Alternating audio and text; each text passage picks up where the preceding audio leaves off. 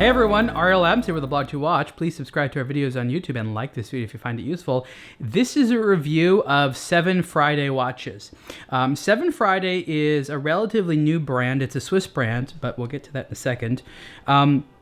It came out in around 2013, maybe late 2012, and last year in 2013, it was kind of a big deal. It was a very popular kind of startup brand for a couple of reasons, and one of those was the price. Now, the ironic thing about Swiss Friday is that while it's a Swiss brand based in Zurich, these are not Swiss-made watches. These are watches that do have European parts, but they contain a Japanese Miyota movement.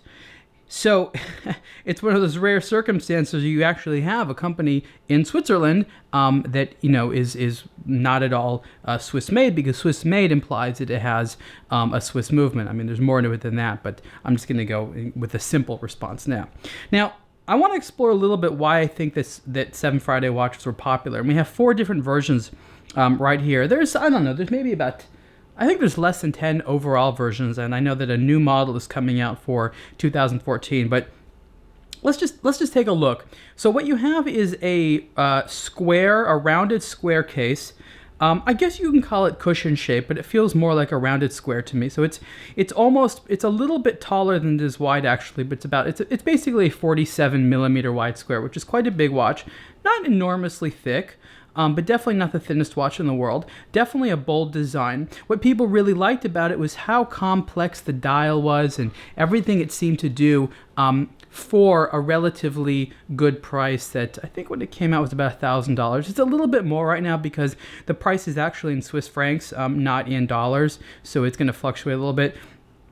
Also has this kind of cool industrial look to it. So, we actually did a review on aBlogtoWatch closer to when they came out. It was by one of the other writers, not by myself. And I actually didn't have a lot of experience with the SevenFriday watches. So what I wanted to do is say, you know what, I need to give it the Ariel Adams take eventually. And so that's what I'm going to do today, and we'll have a written review coming soon as well. Now, the different versions here have different colored dials as well as slight differences in the case. So, for example, this version has a rubber-coated edging. So, yes, the case is black, but it also has a rubber-coated edging. This is the has the model on the back here. Where is it? This is the P301. And the most basic model, sort of the original, is this one, which is the P101. Just has a steel case, kind of a sandblast or brush side there as well. Actually, this is actually one of the least expensive models, and I think it's my favorite, to be honest. I just happen to like how it all comes together, that polished steel case with that nice, slightly shiny leather strap. But as you can see, there's definitely a lot of mix up in the design. So this one is kind of I think this one is just, well, it has a combination of finishes. There's sort of a dark gray here. So you have this sort of sandblasted look to it on the bezel and some different finishes. You have some gold tone on the dial as well as perlage you can see there on the dial there. And, so this one is a slightly different version as well. Same strap as the original one. Here, of course, again, on the sporty one, you have this kind of perforated leather strap. And, of course, here's another one with another different kind of gold tone in there. There's a little piece of paper there. Actually, this watch, when you get it, it comes with paper in the strap, between the strap and the case to protect it. So you have to pull out the paper. That's why it was there. This one also has an interesting finish on here that the other ones don't have. It's also kind of a sandblasted, but it's a little bit more rough. So it gives it a little bit of a shine to it. Which is kind of interesting. So each of these is an interesting look. I don't think that all of them are for everyone, but I do applaud SevenFriday's effort to kind of mix it up a little bit. And some of the detailings are actually very impressive. If you look at the buckle there, you have this nice kind of shape, that little touch of the gold tone there that really mimics the case in a very, very nice way, something that you would normally not find on a watch at this price point. So how does that 47 millimeter wide case look on the wrist? Well, it's quite big. It's actually bigger than the Bell & Ross BR01, which is a 46 millimeter wide square. So 47, this is probably among the larger sort of watches that you can buy today.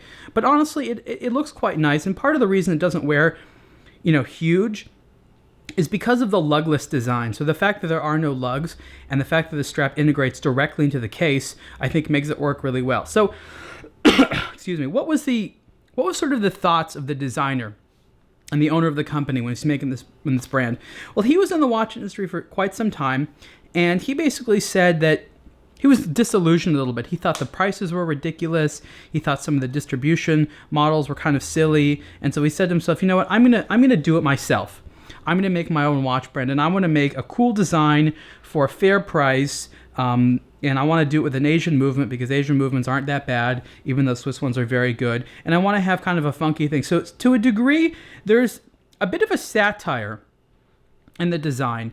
And if you look at the dial closely, there's little indicators on here that says things like SevenFriday Industrial Series, and it has a bunch of numbers and things on there. And some of those are the model numbers, but there's, it says here, it says automatic release number, da da da da da da da. And, I'm not sure that half these numbers even mean anything, but he's kind of playing with the idea that some of these brands create these overly pretentious watches that, don't necessarily have a lot of meaning to all the things they say. And here he's doing it kind of in a less expensive price, playing with the idea of a modern, industrially styled mechanical watch. So what does the dial do? It looks a lot more complicated than it actually is.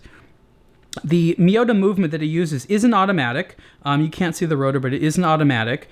And it tells you a couple different things. So first of all, you have a normal hour and minute hand. Even though it looks kind of strange, you do have a normal hour and minute hand. And the minute hand here is connected to this big disc, and it's right here. Right there is where the minute hand is. And then the hour hand is kind of peeking underneath it right there. So when I first saw these, I was like, uh-oh, this is going to be one of those watches that you tell the time in this totally strange way. That's not the case at all. And then right here, you have a disc underneath what's basically the hour hand right now. And that's just a running seconds hand. And then you have another disc over here, which is a synchronized 24-hour hand. So for all intents and purposes, that's basically an AM/PM indicator. And then right here, you have a window which shows you a view of the oscillator. So that's basically what's going on with the dial. And it looks, of course, much more crazy and weird than it is. But I think it's successful. I've actually liked it. I don't like it on all versions. So I think, for example, this version, the dial, for whatever reason, doesn't look as attractive to me as this one. The original one is really one that draws my attention. I do like this one, however. I find this one both easier and harder to read. So, for example, the hour hand, because it's red, is a little bit easier to point out.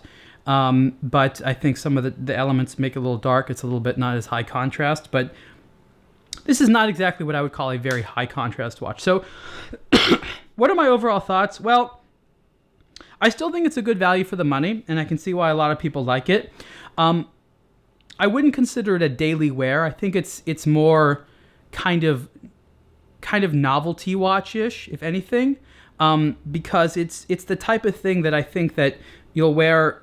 It's a casual watch for sure, and you'll wear it when you want to go out and have fun. It's definitely not a dress watch, but it just has a kind of design that isn't something you want to wear all the time. Having said that, it is a cool design. It's definitely bold.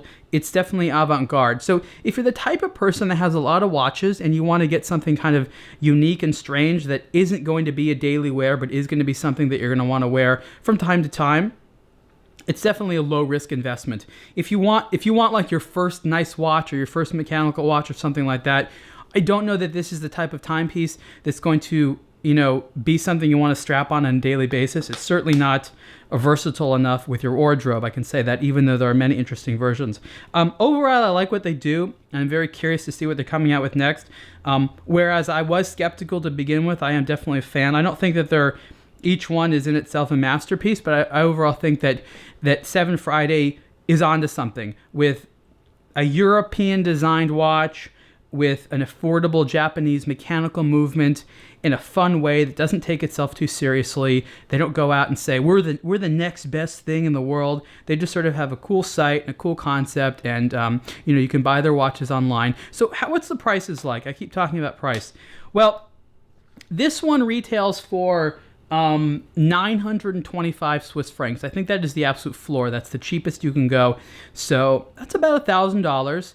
And then I don't think that we have the version here in front of us, but the prices go up to about 1,300 Swiss francs, and there's a little bit in the middle there. I think it averages about 1,000 Swiss francs. So again, you're going to have to do the conversion. I think that's going to be about $1,000 to $1,200 per watch, which again isn't in the scheme of things totally cheap, but it's not $10,000, it's not $20,000, and I have to say that for the money, the quality is very good. The fit and finish is impressive. You know, you have a sapphire crystal. You basically have a lot of impressive elements on there that I appreciate, and so I think that for the money, it's definitely not something you're going to look at and be disappointed, but it's not a daily wear. It's not an everyday wear. But it is, again, so I know I'm flipping back and forth on it. I am impressed. I just think that you need to be very aware of your own tastes and very aware of your own collection, what you like, to get something like this. But I think that for a lot of people, this is definitely satisfying and cool. And if I saw somebody wearing it, I'd be like, okay, that guy has something neat. And they probably have a lot of other cool watches in their collection. Okay, so there you have it. These are 7Friday watches, and you can see the full review on aBlogtoWatch. Thanks.